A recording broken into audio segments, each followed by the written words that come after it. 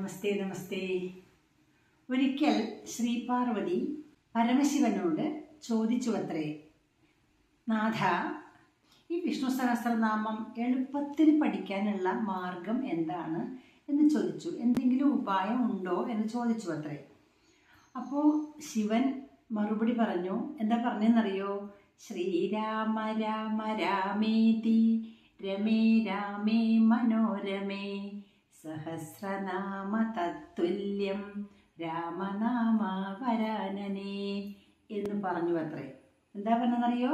ശ്രീരാമ രാമ രാമ ഇതി രാമ രാമേതി ശ്രീരാമ രാമ രാമ ഇതി. ഇതി എന്ന് വെച്ചാൽ എന്ന് എന്നർത്ഥം.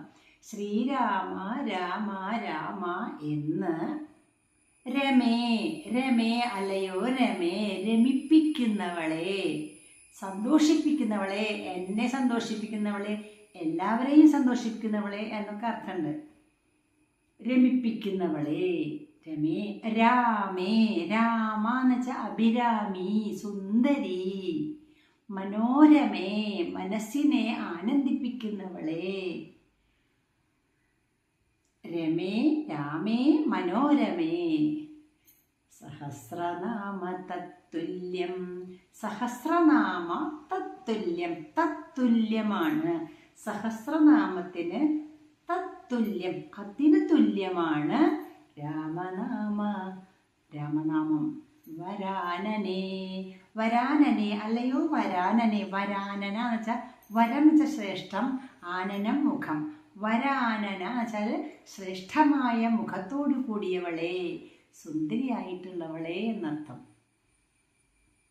അതിമനോഹരിയായ, എല്ലാവരെയും രമിപ്പിക്കുന്നവളായ, സുന്ദരിയായ, മനോരമയായ, വരാനനയായ അല്ലയോ പാർവതി പ്രിയതമേ. ശ്രീരാമൻ്റെ ശ്രീരാമ രാമ രാമ എന്ന് ജപിച്ചാൽ സഹസ്രനാമത്തിന്, വിഷ്ണു സഹസ്രനാമത്തിന് തുല്യമായി എന്ന് എളുപ്പ വഴി പറഞ്ഞു കൊടുത്തു.